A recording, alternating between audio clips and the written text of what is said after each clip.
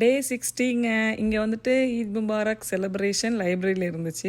லைப்ரரிக்கு போகலாம் அப்படின்னு சொல்லிட்டு தான் கிளம்பிட்டோம். லைப்ரரியில் எல்லா ஈவெண்ட்டுமே இப்போல்லாம் வந்துட்டு சப்போர்ட் பண்ணுறாங்க.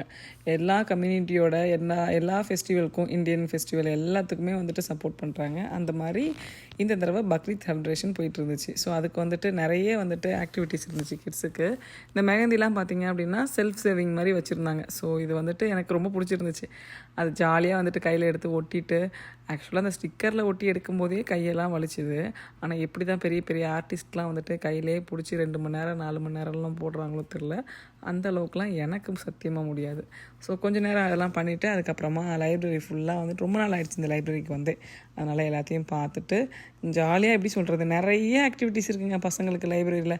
எவ்ரி சாட்டர்டே மார்னிங் பார்த்திங்க அப்படின்னா அவ்வளோ ஆக்டிவிட்டீஸ் இருக்குது. ஸோ உங்கள் பக்கத்தில் லைப்ரரி இருக்குது, இது வரைக்கும் போகவே இல்லைன்னா கண்டிப்பாக போய் விசிட் பண்ணி பாருங்கள்.